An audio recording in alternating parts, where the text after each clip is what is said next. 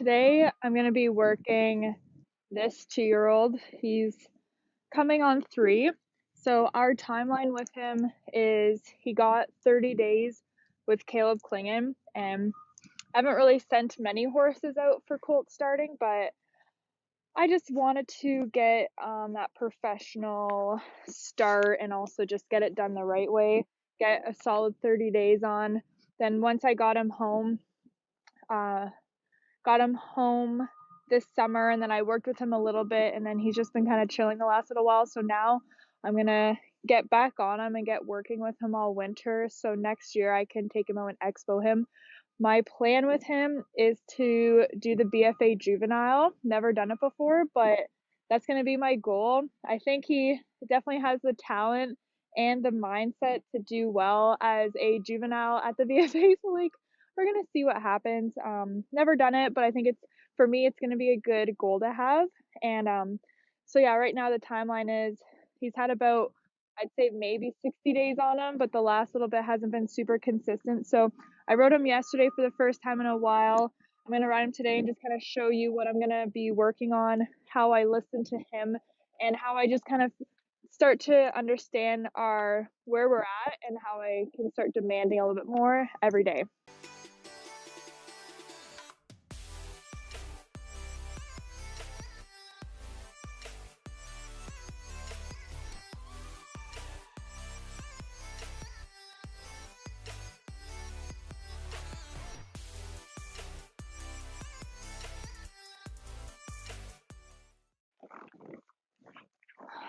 So again, I always make sure they stand when I get on. I have to flex them a few times. Flex them, get them thinking. When I flex, hold it and then release really fast. So he knows that's the reward. And I mean, babies will just do that, but oh, good boy. And go back and forth and then release right away. Bring him back. Good boy. Is this him starting to feel my body? So I like to use my hips a lot. When I go straight, I sit straight. When I want to shape, I'm going to pick up, get my inside, and adjust my hips. So I'm going to be kind of kicking his hip inward while going in a straight line and preparing for the turn. So it's going to be exactly what we're going to do on a barrel. So I'm going to go straight. I'm going to adjust my hips so I get his shoulder up, get my back foot back a little bit, and then I'm able to just look around with my shoulders, and he can come around and he's prepared to follow his nose and come around the turn because how I prepared him. This is something that we got to feel with ourselves. We can drive straight, but get his hip in. This is something that we can do. We can adjust ourselves, like get our front foot up here, get that shape, and then look around and get him to come around, bump our inside if we have to, bump our outside foot if we have to, just to get that shape. And he's a little bit stiffer to the right, so I'll have to use a little bit more inside, and then we can go the other way. So I'm going to straighten up my hips, ask him to straighten up, and go ahead. And this is the beginning of my figure eights. I love figure eights. I think they're just so good for full body control for me and the horse. It really helps to sharpen myself up for how I'm going to cue my horse, and it just gets them thinking. So I'll do a circle. Again, my outside foot is back, my front foot is up a little bit. I'm asking for a bit of shape. You can feel it with your body when you do this. You and your horse start working as one. And these are the small steps that we look for.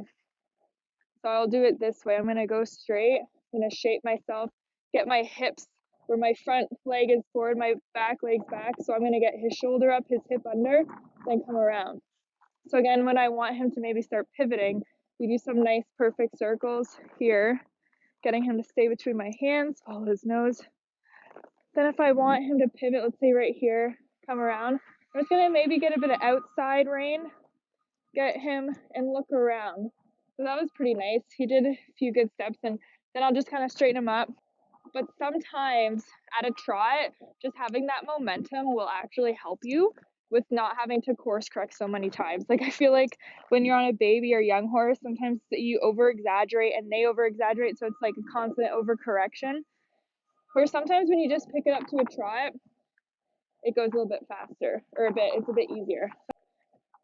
I'm not gonna do much until I feel like I have to do something, like until I have to maybe correct him Again, they come around. So you can even start implementing this on the just through some barrels, like go up to the turn, get that inside foot, get the shape, ask them to come around. And this is exactly what I'm gonna do when we go faster.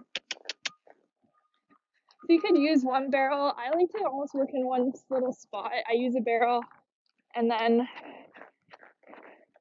we'll use like figure eights around the barrel, or I'll do straight lines.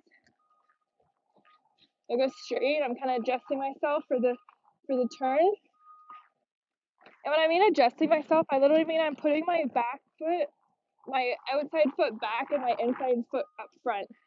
Just so I'm able, because that's almost like how I'm getting him to mirror me, because I'm going to adjust myself. So that means bring your shoulder up, bring your hip in. So I'm almost doing the same thing, and he's going to follow. So when we're approaching the barrel, we need to prepare them.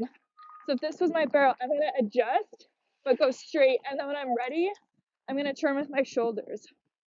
So if I were to go straight, I'm going to go straight, but let's say I want to start shaping. I'm going to adjust myself. We're going to get that shape here, right there, and then I'm going to look around and get the turn. So again, I can go straight,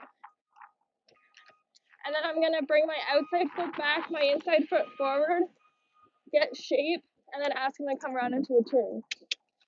And again, I can keep that going here, keeping him forward, getting that inside where I have to, and that outside.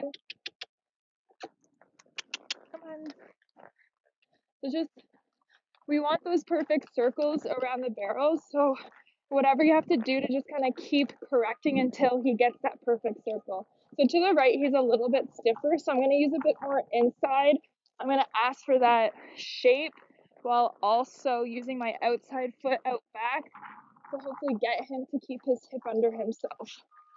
And then when I want him to maybe, let's say, come around, I'm just going to use my shoulders and look around. So I'll open up my inside foot, get my outside rein a little bit, get him to start understanding, closing that outside, and following around. Good job, buddy.